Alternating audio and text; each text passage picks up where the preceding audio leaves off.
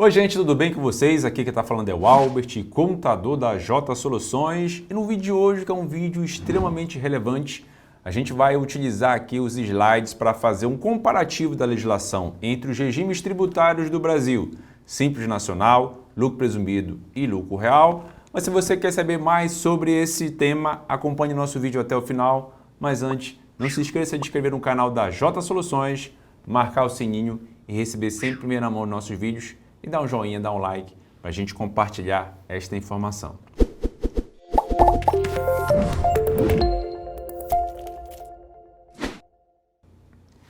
Muito bem, gente. Eu vou repassar aqui para vocês esses três regimes tributários, certo? Vou fazer aqui um esquema bem bacana, um slide, estou saindo do quadro e aí compartilhar a informação. São vários slides, são 35 slides, falando um pouquinho do Simples, do Presumido e do Lucro Real, para a gente comparar e entender um pouquinho melhor cada regime tributário que o Brasil adota, certo? São informações relevantes que vão ser possíveis em relação à sua empresa, certo? O material vai estar disponível aí no YouTube, todo para vocês, os slides passo a passo. É um pequeno resumo que eu tenho certeza que vai contribuir bastante com vocês. Então vamos lá à nossa apresentação, vamos começar o nosso trabalho de estudo aqui e assim a gente compartilhar a informação. Muito bem, no Brasil, gente, a gente pode falar que nós temos esses 4 regimes tributários, né? Nós temos aqui o Simples Nacional, certo? Que é um recolhimento de maneira mensal e é definida a sua receita conforme os anexos, conforme aí o seu faturamento. Então a gente vai falar bastante sobre isso. Nós temos o Lucro Real, que pode ser trimestral ou anual, certo? Que também a gente tem que saber que o principal fator do lucro real é fazer contabilidade. Nós temos o lucro presumido, que é trimestral, que com base na presunção, a gente vai falar bastante sobre isso. E o lucro arbitrado. O lucro arbitrado a gente vai deixar um pouquinho de fora, mas é um recolhimento, é um regime de recolhimento possível, principalmente para o fisco, para algo que é estimado, onde não se tem contabilidade prestável para uma empresa, certo? Então, de maneira geral, este é um resumo da apuração. Então, vamos lá. Vamos adentrar em primeiro lugar ao Simples Nacional, gente.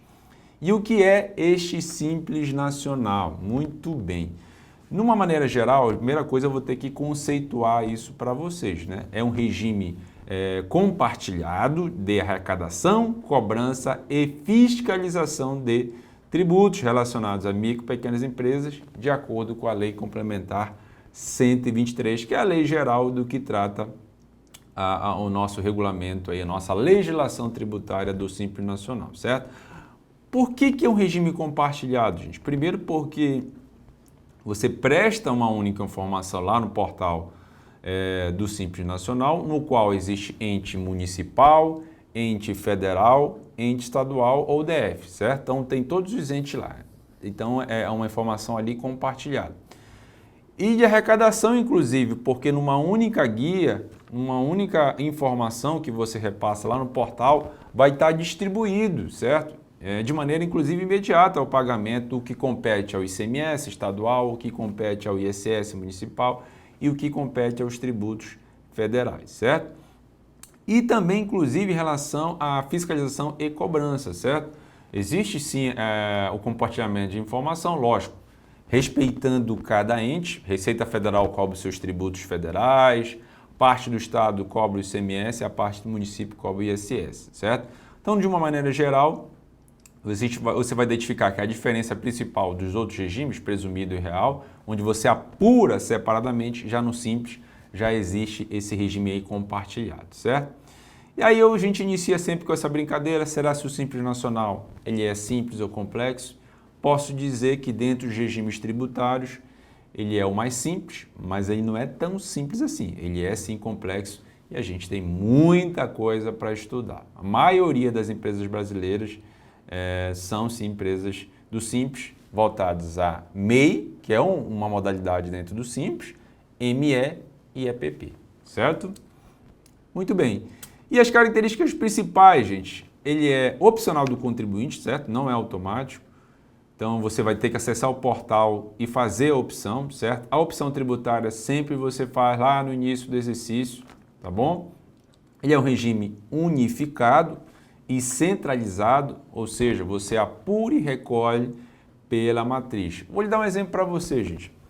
Você tem faturamento da matriz e faturamento da filial, certo? Por exemplo, faturou lá comércio da matriz R$100.000 e da filial você faturou R$10.000, que é uma prestadora de serviço, certo?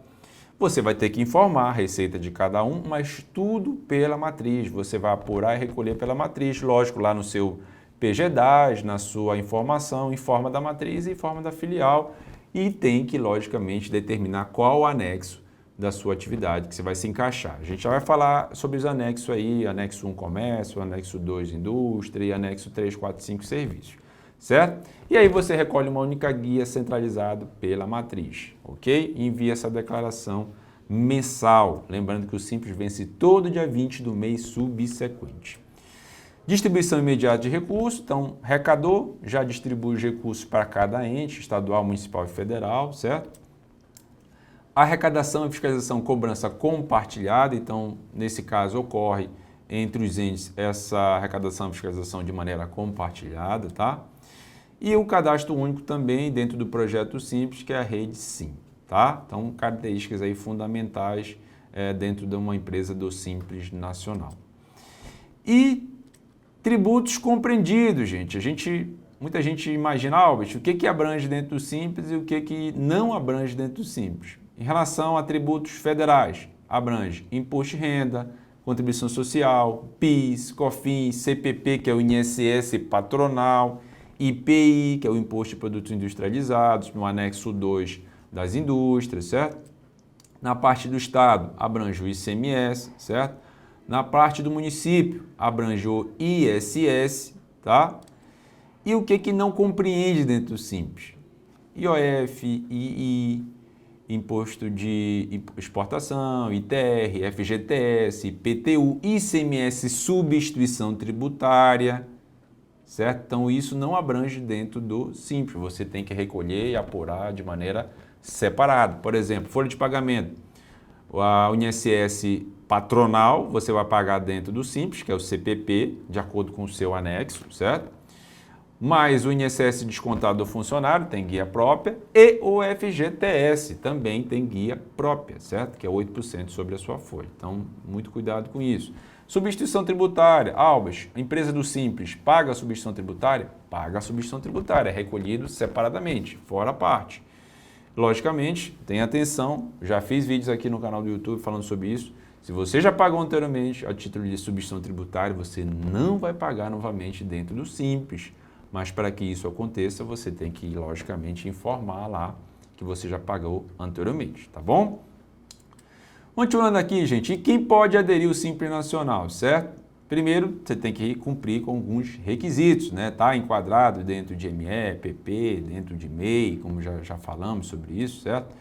Cumprir os requisitos da legislação 123, que é a Lei Geral do Simples Nacional, certo? As resoluções do Comitê Gestor do Simples. Eu posso até citar aqui uma das principais, a número 94, e suas alterações, suas atualizações. Então, muita atenção nessas resoluções, elas são fundamentais porque regulamentam uma série de fatores dentro do Simples, certo? E um exemplo básico que eu posso trazer para você aqui também é que não pode possuir, né, atividades vedadas do enquadramento, certo? Não pode ser feita sob forma de sociedade por ações, as SAs. E lógico, se você ultrapassar os limites em condições relacionadas à receita bruta conforme a legislação, porque isso também é algo impeditivo de enquadramento do Simples. O Simples Nacional, gente, não é também qualquer empresa. Eu faturo 100 milhões no ano, pode ser do Simples? Não, gente, existem limites, a gente já vai falar um pouquinho. Por exemplo, o limite do Simples Nacional geral hoje é 4 milhões e 800, certo? Então, muito cuidado também com esses limites. E existem, sim, algumas atividades que não são permitidas enquadrar. Uma boa parte delas são possíveis, mas algumas não são, tá bom? E aí, em termos de registro civil, uma SA, por exemplo, não pode ser do Simples. Uma limitada pode ser? Pode. Uma unipessoal pode ser? Pode. Uma empresa individual pode ser? Pode, tá? Então, muita atenção nisso aí. Aí a definição de ME e EPP, que a gente já falou, e MEI. MEI até 81 mil anual, certo? ME até 360 mil e EPP, certo? Até 4 milhões e 800. Isso relacionado ao forma de recolhimento e regime de recolhimento, definição de ME, EPP e o MEI também, tá bom? E a base de cálculo do Simples, gente. Como é que a gente calcula o Simples Nacional? Muito bem. Para a apuração de valores do Simples Nacional, é a receita bruta oferida no mês. Então, ou seja, faturei 100 mil, está aqui os documentos fiscais, está aqui as notas fiscais, é com base nesses documentos que eu vou pagar e apurar o meu Simples Nacional, certo? Então, sobre a receita bruta, incidirá as alíquotas constantes das tabelas do Simples. Lembrando que cada atividade tem a sua tabela. Então, por exemplo, existe o anexo 1, tabela do comércio, anexo 2, tabela da indústria, anexo 3, 4 e 5 são tabelas de serviços. Então, de acordo com o seu KNAI, de acordo com a sua atividade, você vai se enquadrar lá dentro da tabela e assim fazer o recolhimento do seu Simples, da sua guia de recolhimento do Simples Nacional, certo? Muito bem, aí continuando aqui, gente. Para a determinação da alíquota, considere-se o faturamento total da empresa dos 12 meses anteriores para o período de apuração. Muito bem, a gente vai identificar que nas tabelas existem as alíquotas nominais e aí, logicamente, a gente vai calcular a alíquota efetiva, certo? E para calcular a alíquota efetiva, é extremamente relevante que é considerado sobre o faturamento os 12 meses anteriores ao período de apuração. E lógico, a gente vai mostrar um pouquinho desta fórmula para vocês.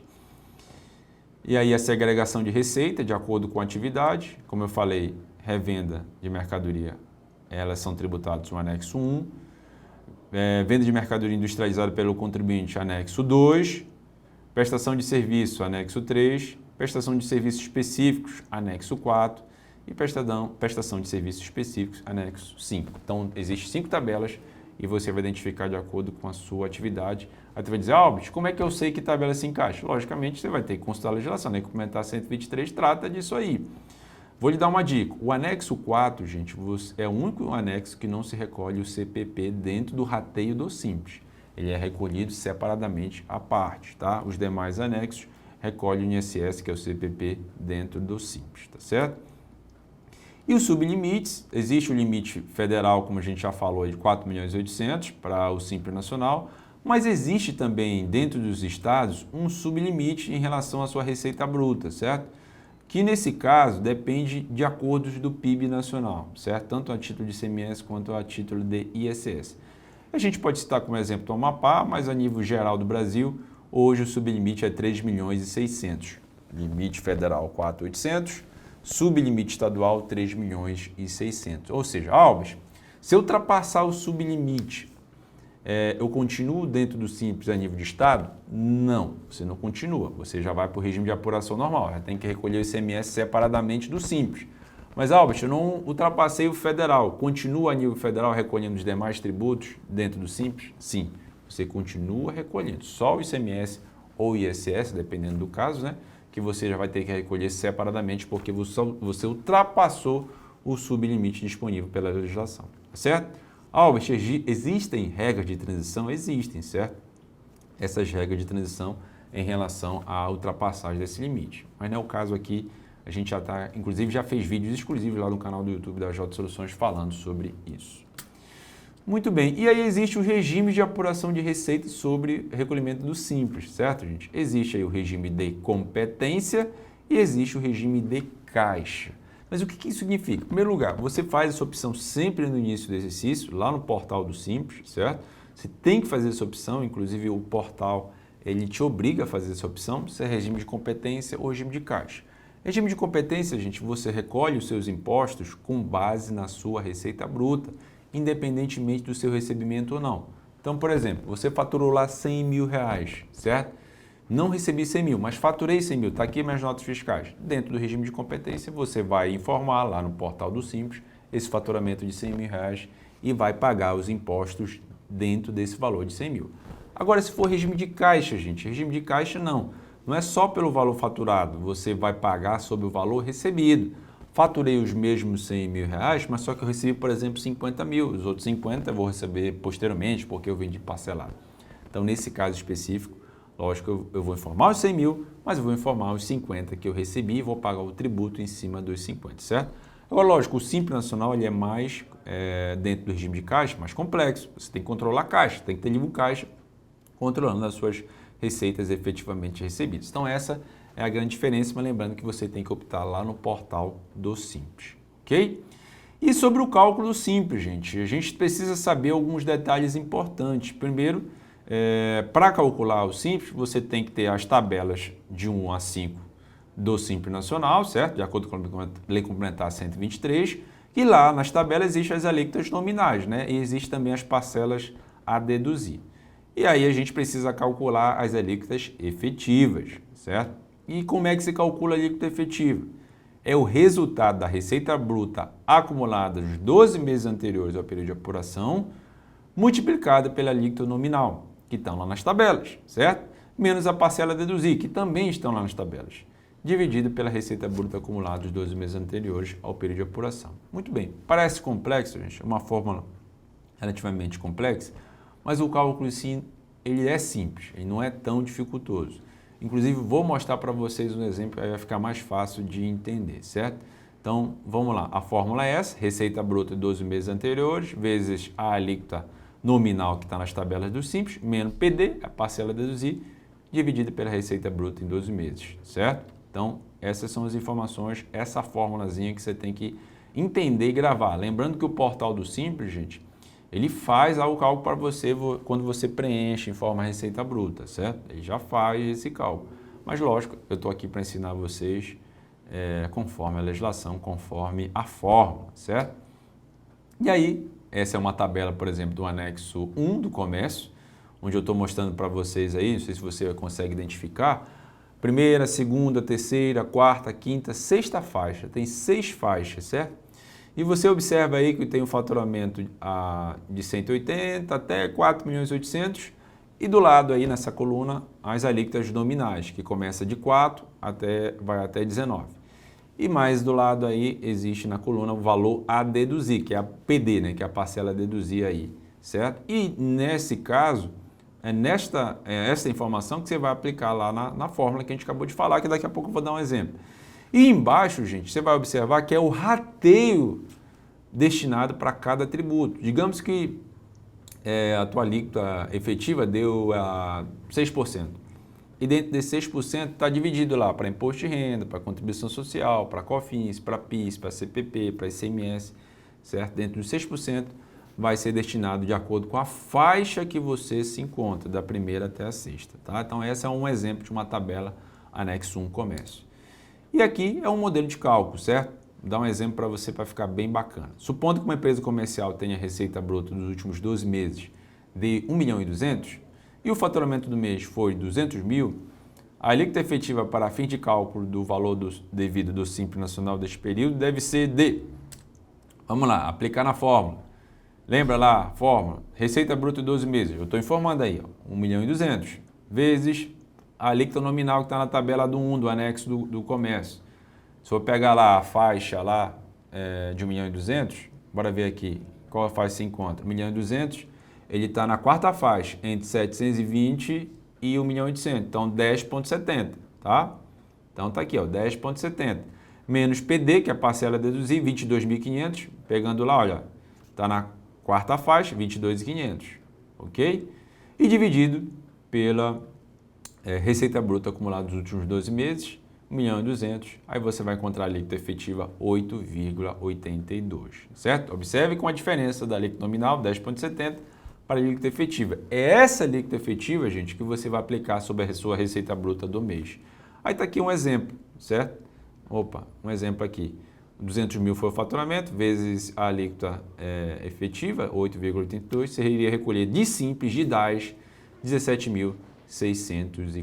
Então, primeiro regime tributário explicado e repassado para você de uma maneira bem simples. Simples nacional. Agora vamos para o lucro presumido, gente. Segundo regime, lucro presumido. O que é esse lucro presumido? O próprio nome diz, lucro presumido. Presume-se uma margem de lucro para efeito de apuração de imposto de renda e contribuição social. Lembrando, gente, que o lucro presumido, em primeiro lugar, diferentemente do Simples, você vai recolher os tributos federais tudo separado. ICMS, a parte do Estado separado, ISS, se for a parte do município separado, diferente do Simples, que foi tudo unificado. Aqui não, lucro presumido você vai recolher separado. PIS, COFINS também separado. O PIS, COFINS ele vence todo dia 25 no mês subsequente, certo? Então, o PIS, COFINS é mensal, ok? E a alíquota do PIS 0,65 e COFINS 3%. Via de regra geral, respeitando as particularidades. Alves, que particularidade? Um exemplo, produtos monofásicos, certo? É uma particularidade que tem que ser observada.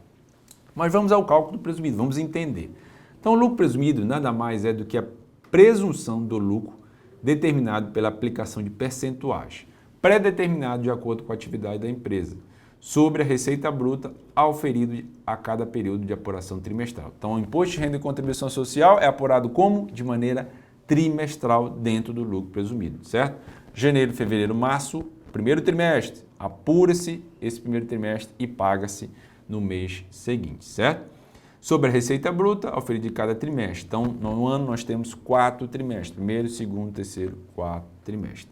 Deduzido das valores de devolução de vendas, vendas canceladas, descontos incondicionais, e sobre isso você vai aplicar a presunção do imposto de renda e da contribuição social. E a base legal, Instrução Normativa da Receita, 1.700, certo, gente?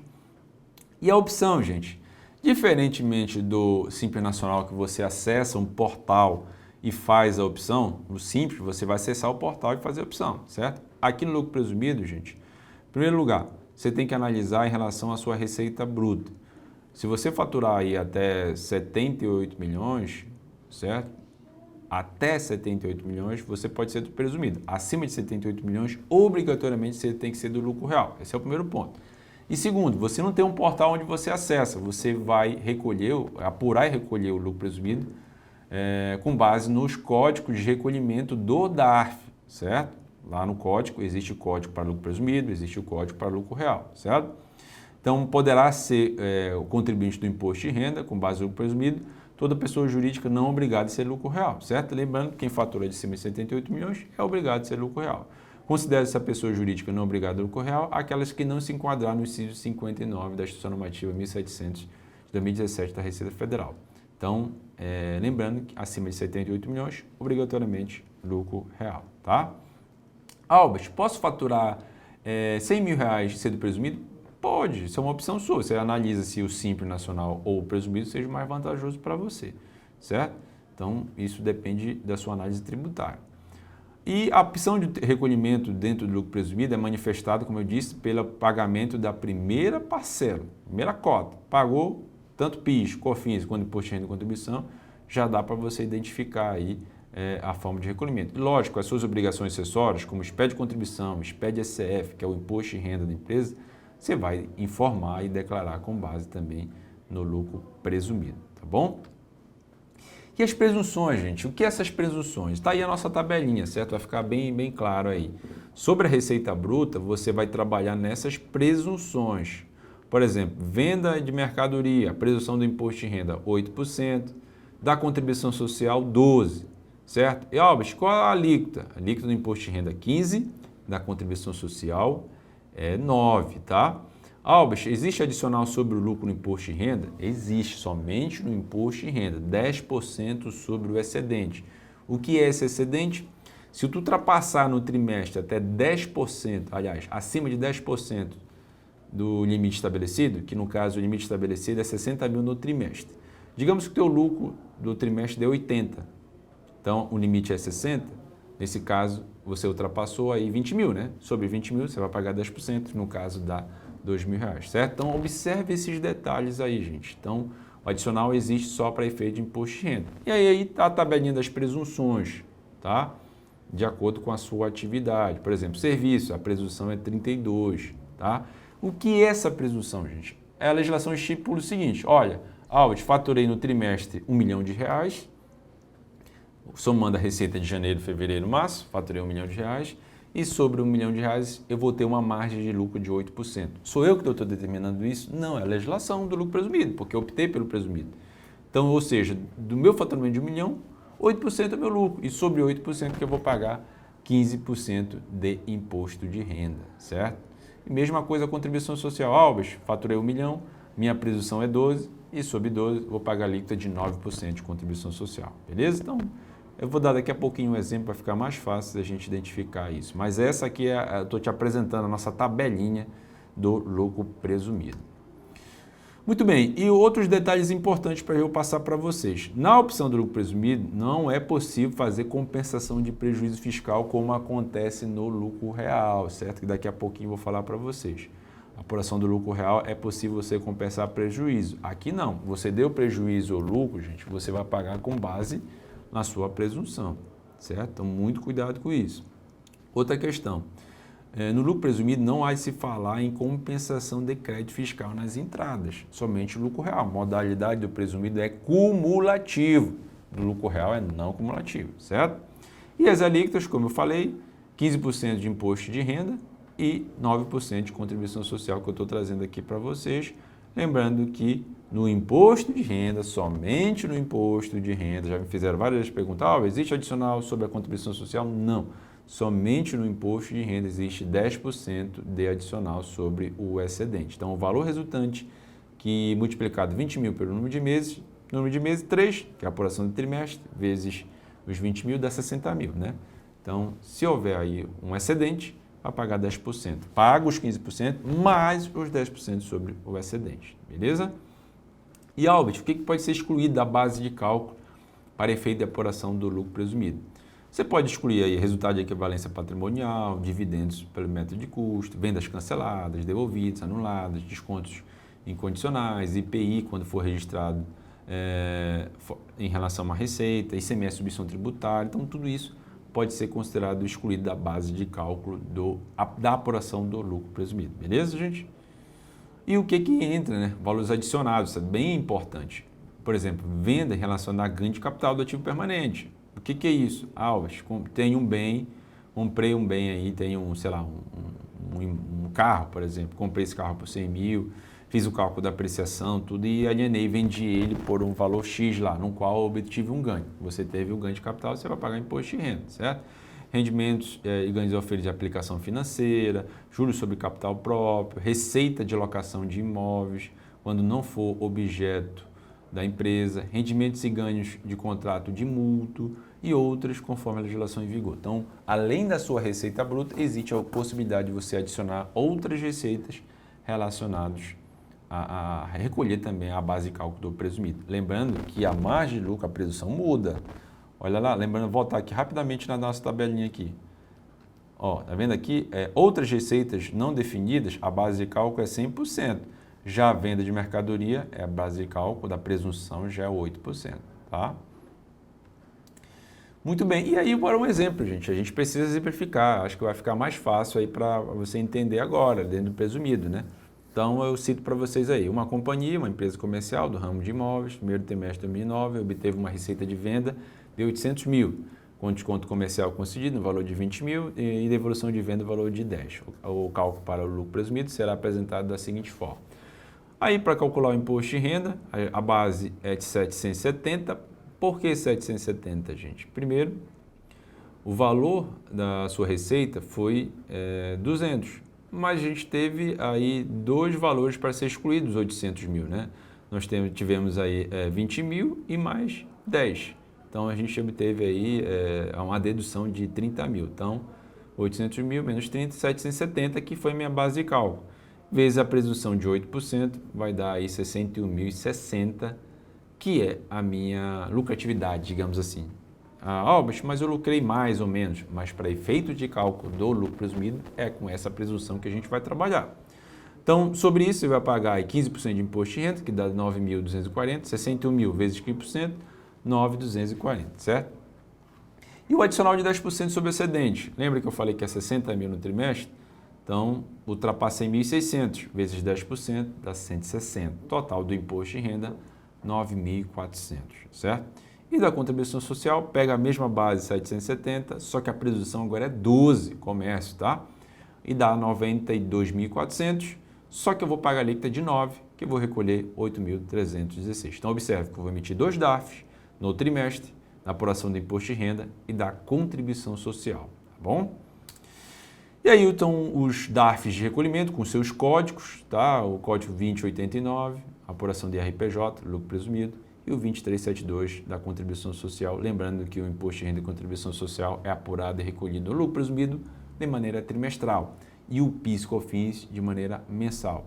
Albas, os encargos sobre a folha, INSS, eu pago sobre a folha, certo? Dependendo, lógico, da sua atividade. Paga em torno de 20% sobre a folha, mais o grau de risco da atividade, mais o sistema S. Então, em torno de 26%, 27%, 28% sobre a folha você vai pagar. Diferente do Simples, que você recolhe o CPP dentro do rateio do Simples. Beleza? E já o lucro real, gente, o nosso último regime tributário aqui, neste comparativo final, deste final de ano que eu estou trazendo para vocês. O lucro real, gente, em primeiro lugar, a gente tem que entender quais são as empresas que são obrigadas. Ou seja, não se pode optar pelo simples, não se pode optar pelo presumido. É obrigado de cara ir para o lucro real. Ou seja, empresas, conforme o artigo 14 da Lei 9.718, determina que são obrigadas a ser lucro real. Empresas que, por exemplo, faturam aí acima de 78 milhões, então é obrigatório, certo? Atividades comerciais relacionadas a bancos, bancos de investimentos, bancos de desenvolvimento, caixas econômicas, sociedades de crédito, certo? Que tiveram lucros, rendimentos e ganho de capital oriundos do exterior, também são obrigados a ser do lucro real, tá bom? As atividades que exploram, por exemplo, atividade de crédito, então tudo isso em geral, gente, é empresas obrigadas a estar dentro do lucro real, tá? Agora, nota importante, o lucro real, gente, em primeiro lugar, é extremamente, eu vou considerar como base, gente, empresas de lucro real tem que fazer contabilidade. O próprio nome diz, lucro real, é com base no lucro que a gente vai determinar a apuração do imposto de renda e contribuição social.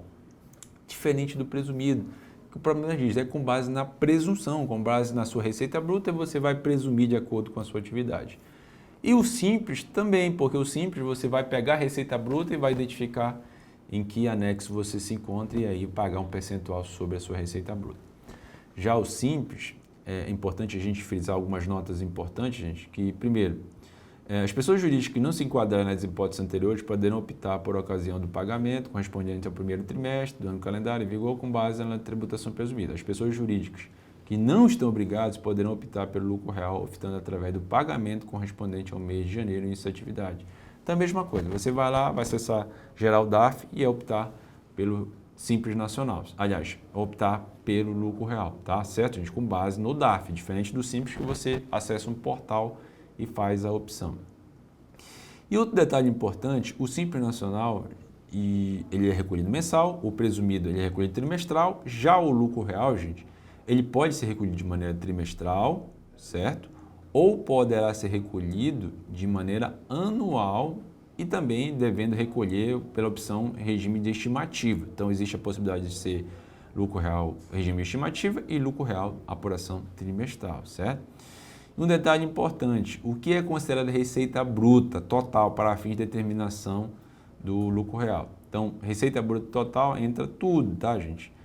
Inclusive as demais receitas de ganho de capital. Então, entra tudo mesmo. Muita atenção relacionada a isso, tá? E esse conceito de lucro real, a gente precisa diferenciar. Lucro real, gente, é o lucro ou prejuízo da empresa, determinado com base do período de apuração antes de computar as provisões do imposto de renda, ajustados a adições, exclusões e compensações autorizadas pela legislação do imposto de renda. Dentro da contabilidade, gente, você vai contabilizar, fazer a sua escrituração e aí encontrar a sua apuração na sua DRE, para encontrar o teu lucro contábil. Mas depois você vai fazer adição, exclusão e compensações para buscar encontrar o lucro efetivo, que é o lucro fiscal, fazendo justamente esses ajustes, certo? Então você pode determinar na sua escrituração comercial e contábil e manter, lógico, a tua escrituração em boa ordem para identificar exatamente o lucro efetivo da empresa, observando, lógico, a legislação, certo? E aí é importante a gente caracterizar a diferença do lucro contábil, que é o lucro líquido do exercício apurado de acordo com os princípios fundamentais da contabilidade, e o lucro fiscal, que constitui a base de cálculo para pagamento do imposto de renda e contribuição. Essa é a regra básica do jogo para quem apura lucro real, certo? Aí dentro da apuração do lucro real existe o lucro fiscal, que é o livro de apuração do lucro real, é o ELALU, hoje é feito dentro do SPED ECF, certo? Somente após adições, exclusões e compensações, permite a legislação, que você apura o lucro fiscal e assim recolhe imposto de renda e contribuição social. Vou dar um exemplo básico. Albis, o meu lucro contábil na minha DRE deu 100 mil reais, certo? Deu 100 mil reais. Mas aí eu vou fazer adição, exclusão e compensação. Digamos que eu adicione um valor lá que eu contabilizei, aí aumente a minha base de cálculo em mais 1.000. Digamos que eu exclua lá mais 5 mil e digamos que eu compense, por exemplo, um prejuízo que eu obtive. Então isso tudo é permitido para encontrar o lucro fiscal e aí sim pagar imposto de renda e contribuição, certo? E aí dentro do lucro real a gente pode citar algumas questões importantes também relacionadas à nossa legislação, certo? Primeiro, o livro de apuração do lucro real, LALU, é obrigatório para as pessoas jurídicas com base no lucro real, certo? E é dividido em parte A e em parte B. São duas partes, certo, gente? Lembrando que hoje é feito dentro, o LALU, né, é feito dentro do SCF, lá na escrituração. E o SCF ele é transmitido anualmente. SCF é a declaração de imposto de renda das empresas em geral, tá certo? Lá que determina como é que funciona a apuração do imposto de renda e contribuição. Todo ano, dependendo aí do calendário, às vezes o governo ele prorroga um pouquinho, certo? Mas geralmente você transmite o SCF até o último dia do mês de julho, ou às vezes a prorrogação para agosto, enfim, dependendo do ano aí. Nos últimos anos a Receita Federal tem prorrogado, certo? E está aqui, gente, um exemplo básico, né, na parte A, na composição do lucro real. As adições, você vai encontrar o lucro antes do imposto de renda, que é o LAI, mais adições, menos as exclusões, igual ao lucro antes da compensação do prejuízo fiscal. Aí depois eu posso fazer a compensação do prejuízo fiscal, se caso tiver em períodos anteriores, e aí você apura o lucro real e sobre esse valor da base de cálculo você vai pagar imposto de renda e contribuição. A lei do imposto de renda e contribuição, via de regra, é a mesma, 15% de IR, 9% de contribuição. Lembrando que o adicional de 10% também para o lucro real dentro do imposto de renda permanece, beleza? Parte B, gente, são diferenças temporárias que também você preenche lá no LALU dentro do SCF, tá certo, gente? Então, isso também a legislação permite fazer. E aí o recolhimento, de uma maneira bem básica, está aqui os códigos de recolhimento, aqui o DARF 3373, pessoas jurídicas não obrigadas, mas optantes pelo lucro real, certo? E o demais entidades aí, ó. E a contribuição social 2030, demais entidades e 6012, demais pessoas jurídicas. Você pode recolher o lucro presumido, como eu falei, de maneira trimestral, ou pode recolher de estimativa, certo? Não tem nenhum problema, dependendo da sua opção. Lógico que o código do DARF altera, de acordo com a opção que você fizer e nas suas declarações também, tanto no SCF quanto nas demais declarações, você vai ter que, logicamente, fazer essa opção cadastral lá em qual forma que você está recolhendo. E aí a diferença básica, eu até toquei aqui para vocês, entre trimestral e anual por estimativa. Uma grande distinção entre os dois regimes seria o fato da periodicidade da apuração, que não são as mesmas, né? Trimestral, todo mundo sabe, são 4 trimestres no ano, aí você apura 4 balancetes, 4 DREs apurando a lucratividade de cada trimestre e recolhendo de maneira trimestral. Já o por estimativa não, você pode apurar balancetes mensais ou pagar de maneira estimada, que essa estimativa, as presunções são igual à do presumido, certo? 8% para imposto de renda, no caso comércio, e 12% para contribuição social na presunção, no caso comércio, certo? Aí você pode fazer um balanço anual para fazer a declaração de ajuste anual, nesse caso, apurando o por estimativa. O que você pagou no decorrer do ano, caso você pagou a mais, você tem direito a ressarcimento. Caso você pagou a menos, você vai ter que pagar a diferença, certo? Então, gente, é isso, de uma maneira bem simplória, falando um pouquinho dos 3 regimes, um pouquinho da diferença dos conceitos de cada um. Espero ter compartilhado um pouco mais de conhecimento de vocês. Deixo essa frase de reflexão, onde o único lugar onde sucesso vem antes do trabalho é no dicionário. Então, a gente precisa trabalhar, estudar e compartilhar mais o conteúdo para vocês. Então, se você gostou desse vídeo, não esqueça de comentar, de compartilhar e de sempre mandar perguntas e sugestões. E a gente está no período do final de ano para fazer essa análise tributária, comparar esses principais regimes para você identificar para o próximo ano em relação à sua empresa, tá certo? Um abraço e a gente se vê.